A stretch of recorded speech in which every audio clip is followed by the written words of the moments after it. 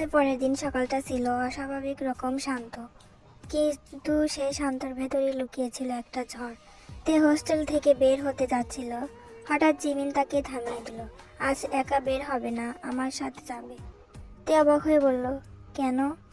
কারণ আজ কিছু একটা হতে যাচ্ছে, আমার মন ভালো লাগছে না। তে কিছু বুঝতে পারলো না, কিন্তু জিমিনের চোখ চিন্তার ছাপ ছিল। ঠিক তখনই ক্যাম্পাসের একটা গুঞ্জন ছড়িয়ে পড়লো, সবাই বলা বলি করতেছে আজ নাকি স্টুডেন্ট অফিসে মিটিং আছে। তে চুপচাপ হাঁটছিল, হঠাৎ কয়েকটি ছেলে এসে তার পথ আটকালো। তার মধ্যে একজন বলল, তুমি তে, তাই না? তে একটু ঘাবড়ে গেল। হ্যাঁ, কেন? তোমার বিরুদ্ধে অভিযোগ এসেছে। তে থমকে গেল। কি অভিযোগ? একটা ফাইল তার সামনে ধরলো, ভেতরে লেখা, বিশ্ববিদ্যালয়ের নিয়মভঙ্গ, প্রভাবশালী স্টুডেন্ট লিডারের ওপর প্রভাব বিস্তারের চেষ্টা এবং মিথ্যা সম্পর্ক গড়ে তোলা। তের হাত কেঁপে উঠল। এটা মিথ্যে, কিন্তু কেউ শুনলো না। একটু পর স্টুডেন্ট অফিস, জাংকুক বসে আছে, তার সামনে কয়েকজন প্রফেসর, সোকার পাশে দাঁড়িয়ে। একজন প্রফেসর বলল, একজন নতুন ছাত্রের বিরুদ্ধে অভিযোগ এসেছে, বিষয়টা গুরুতর। জাংকুক কোনো কথা বলল না। প্রফেসর আবার বলল, সে নাকি আপনাকে ইচ্ছাকৃতভাবে অনুসরণ করছে এবং নিয়ম ভঙ্গ করছে। এবার জাংকুকের চোখ একটু উঠল, কিন্তু মুখে কোনো পরিবর্তন নেই। ঠিক তখন দরজা খুলে গেল, তে ভেতরে ঢুকলো।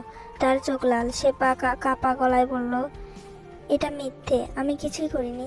কক্ষে নীরবতা নেমে এলো, সবাই তাকিয়ে আছে। জাংকুক তাকালো তার দিকে, কিছুক্ষণ তাকিয়ে থাকলো, তার মুখে কোনো অনুভূতি নেই। তে আরো এগিয়ে এসে বলল, আমি শুধু পড়াশোনা করতে এসেছি, আমি কাউকে বিরক্ত করিনি। কিন্তু কেউ তার কথা বিশ্বাস করছে না। মেয়ে গ্রুপ বাইরে দাঁড়িয়ে হাসছে, তারা সবকিছু সাজিয়েছে। ঠিক তখন একজন প্রফেসর বলল, জাংকুক, আপনি কি বলেন? সব চোখ জাংকুকের দিকে। কক্ষটা যেন থেমে গেছে। তের বুক কাঁপছে, সে শুধু তাকিয়ে আছে জাংকুকের দিকে। জাংকুক উঠে দাঁড়ালো, তার ছায়া তের সামনে পড়লো। এক মুহূর্তে নীরবতা, তারপর হেসে বলল, আমি তাকে চিনি না। এই একটা বাক্য সবকিছু ভেঙে দিল। তের চোখ থেমে গেল, তার মুখে কোনো শব্দ নেই, শুধু শূন্যতা। মেয়েরা বাইরে হাসতে লাগলো। সোকা কিছু বলতে গিয়েও থেমে গেল। তে ধীরে মাথা নামালো, তার ভেতর কিছু একটা ভেঙে গেল। চুপচাপ ঘুরে দাঁড়ালো আর বের হয়ে গেল। বাইরে বৃষ্টি শুরু হলো। তে হাঁটছে, ভিজে যাচ্ছে, কিন্তু থামছে না। তার মাথায় শুধু একটাই কথা ঘুরছে, আমি তাকে চিনি না। ঠিক তখন সে দাঁড়িয়ে পড়লো, আকাশের দিকে তাকালো, চোখে পানি বৃষ্টি ভেজে মিশে গেছে। সে শুধু নিচে গলায় বলল, ঠিক আছে, তাহলে আমিও আরে থাকবো না। দূরে দাঁড়িয়ে জাংকুক সব দেখছিল, তার মুখে কোনো অভিব্যক্তি নেই, কিন্তু তার হাত ধীরে মোটা হয়ে গেল। প্রথমবার তার ভেতর অজানা অস্থিরতা শুরু হলো, সেটা সে বুঝতে পারছিল না। আর সেই মুহূর্তে একটা ভুল সিদ্ধান্ত, একটা মিথ্যা অপমান ভেঙে দিল দুটি অজানা হৃদয়কে। বৃষ্টি তখনও থামেনি। বিশ্ববিদ্যালয় গেটের বাইরে দাঁড়িয়ে আছে তে। ভিজে গেছে পুরো শরীর, চুল থেকে পানি ঝরছে, চোখে মিশে আসছে অপমান আর কষ্ট। হঠাৎ পেছন থেকে জিমিন দৌড়ে এলো। সে ভিজে গেছে, কিন্তু দাঁড়ালো তের সামনে। তুমি কোথায় যাচ্ছ? আমি এখানে আর থাকবো না জিমিন। পাগল হয়েছো? এটা কি বলছো তুমি? তে হালকা হাসলো, কিন্তু সেই হাসিতে আনন্দ ছিল না। আমি যদি না থাকি তাহলে আর সমস্যা থাকবে না, সবাই খুশি থাকবে। জিমিন তার হাত ধরে ফেললো। না, এমন কথা বলো না, তুমি কিছুই ভুল করোনি। তে চুপ করে রইল, তার চোখে বৃষ্টিতে ভেজে আছে নাকি চোখের পানিতে বোঝা যাচ্ছে না। অন্যদিকে স্টুডেন্ট অফিসে সবাই এখনো চুপ, মিটিং শেষ হয়নি। সোগা ধীরে জাংকুকের পাশে এসে দাঁড়ালো। তুমি যা বললে সেটা কি ঠিক ছিল? জাংকুক কোনো উত্তর দিল না, শুধু সামনে তাকিয়ে রইল। সোগা আবার বলল, মেয়েটা সত্যি কিছু করেনি, আমি খোঁজ নিয়েছি। এবার জাংকুকের চোখ তুলে তাকালো, ওকে ফাঁসানো হয়েছে। এই কথাটা শুনে কক্ষটা যেন আরো ভারী হয়ে গেল, কিন্তু জাংকুক কিছু বলল না। সে শুধু ধীরে উঠে দাঁড়ালো আর বের হয়ে গেল। ক্যাম্পাসের করিডর, বৃষ্টি থেমে গেছে, তবে পানি এখনো টিপ টপ পড়ছে ছাদ। জাংকুক একা হাঁটছে, তার মাথার অদ্ভুত একটা অনুভূতি, কেন জানা নেই, যে অনুভূতি সে আগে কখনো পায়নি। হঠাৎ দূরে সে কে দেখতে পেল, একটা ব্যাগ হাতে। জিমিন তার পেছনে দাঁড়িয়ে হাঁটছে। জাংকুক থমকে গেল, তার পা এগোতে চাইলো, কিন্তু থেমে গেল। তে হাসছে ধীরে ধীরে, ক্যাম্পাস থেকে বেরিয়ে যাচ্ছে। জিমি চিৎকার করে বলল, তে প্লিজ থামো, কিন্তু তে থামলো না। জাংকুক দূর থেকে শুধু তাকিয়ে রইল, তার মুখ শক্ত, কিন্তু চোখে কিছু একটা বদলাতে শুরু করেছে, একটা অচেনা অনুভূতি যেটাকে সে নাম দিতে পারছে না। তে গেট পার হয়ে গেল, আর ঠিক সেই মুহূর্তে জাংকুক এক পা এগলো, কিন্তু থেমে গেল। তার মুঠো শক্ত হয়ে গেল। সে নিজেকে বলল, এটা আমার বিষয় না, কিন্তু কেন জানি তার বুকের ভেতর একদম ভারী হয়ে গেল। রাত গভীর হচ্ছে। তে হোস্টেলে তার রুমে বসে আছে। রুমটা ছোট, জানালার বাইরে টিপ টিপ বৃষ্টি পড়ছে। ব্যাগ এক পাশে পড়ে আছে। সে চুপচাপ বিছানায় বসে আছে। চোখে কোনো কান্না নেই, শুধু একটা নীরব অনুভূতি, যেন ভিতরে সবকিছু নিঃশেষ হয়ে গেছে। হঠাৎ দরজা ধাক্কা দিল। তে দরজা খুললো, দেখলো জিমিন। জিমিন ভেতরে ঢুকতেই থমকে গেল। তার চোখ তের দিকে। তুমি ঠিক আছো? তে হালকা মাথা নেড়ে বলল, হ্যাঁ। জিমিনা তার হাত ধরে বলল, তুমি এমন ভাবে চলে যেতে পারো না। তুমি তো কোনো ভুল করনি। কিন্তু সবাই তো বিশ্বাস করে না। সবাই মানে কি? একজন মানুষের কথা কি সত্যি হওয়ার জন্য সবার বিশ্বাস লাগে? তে কিছু বলল না, চুপচাপ জানালার দিকে তাকিয়ে রইল। অন্যদিকে জাংকুক আর সোগা ছাদে দাঁড়িয়ে আছে। জাংকুকের হাতে ফোনের স্ক্রিনে একটা নাম্বার। সে একবার নাম্বারের দিকে তাকালো, তারপর আবার লক করে দিল। কেন জানি তার ভেতর অস্থির বাড়ছে। সোগা পাশ থেকে বলল, তুমি তাকে খুঁজছো তাই না? জাংকুক চুপ। তুমি ভুল করেছো। আমি যা বলেছি সেটাই সত্যি ছিল। সোগা হালকা হাসলো। নাকি তুমি নিজেকে বিশ্বাস করাতে চাইছো? এই কথাটা জাংকুকের থামিয়ে দিল। সে কিছু বলল না, শুধু সামনে তাকিয়ে রইল। পরের দিন সকালে তে নতুন একটা জায়গায় ছোট পার্ট টাইম জব শুরু করেছে ক্যাফেতে।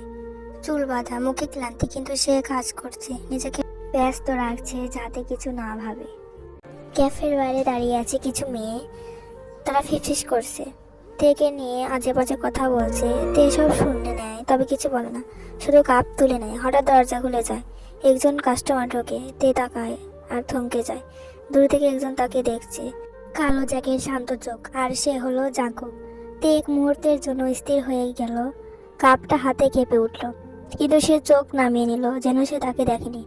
বাইরে দাঁড়িয়ে জাংকুক শুধু তাকিয়ে আছে তের দিকে। এই প্রথমবার সে খেয়াল করছে মেয়েটা কেমন ভেঙে গেছে, আর চোখে আগের মতো সেই আলো নেই। জাংকুকের বুকের ভেতর অস্থিরতা আরো বেড়ে গেল। সে ধীরে বলল, এটা কি আমি করেছি? কিন্তু পরের মুহূর্তে নিজেকে থামিয়ে দিল আর চলে গেল। ভেতরে দিয়ে দাঁড়িয়ে রইল। তার মনে হলো এই দেখা হওয়াটা ভালো হয়নি, কারণ পুরোনো কষ্টগুলো আবার ফিরে আসতে শুরু করেছে। ক্যাফের ভেতরে তখন ভিড় একটু কম। তে কাজ করছে, কিন্তু মনোযোগ নেই। তার চোখ বারবার দরজার দিকে চলে যাচ্ছে, যেন সে কিছু খুঁজছে। আবার মনকে বোঝায়, ওখানে থাকবে কেন, ও তো চলে গেছে। ক্যাফের বাইরে জাংকুক দাঁড়িয়ে আছে। সে চলে যায়নি। দূর থেকে এখনো তের দিকে তাকিয়ে আছে। তার চোখে এখন আগের মতো শীতলতা নেই, বরং একটা অদ্ভুত নীরবতা, যেন কিছু একটা বোঝার চেষ্টা করছে।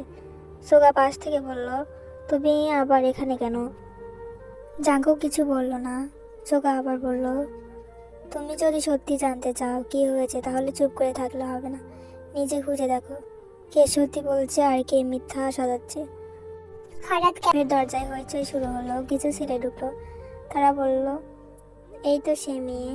তে থমকে গেল। জিমিন তখন কোথাও নেই। ছেলেগুলো এগিয়ে এলো। তুমি নাকি জাংকুক ভাইয়ের সাথে ঝামেলা করেছো? তে অবাক হয়ে বলল, না, আমি কিছু করিনি।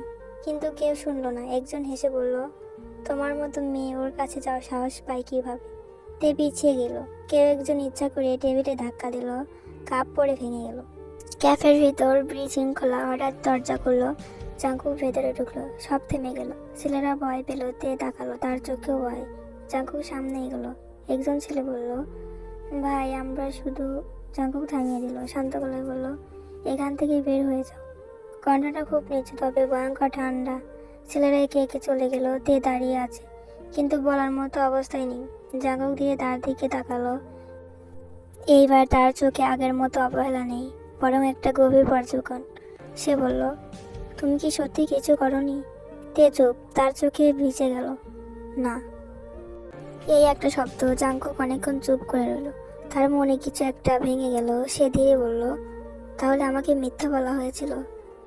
তে কিছু বলল না, শুধু নিচু হয়ে তাকিয়ে রইল।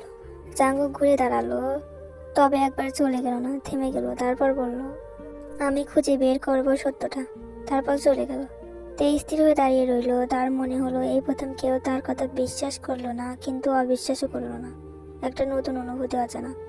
জাংকুক প্রথমবার নিজের ভুল নিয়ে ভাবতে শুরু করলো, যেটা তার জীবনে আর কখনো হয়নি।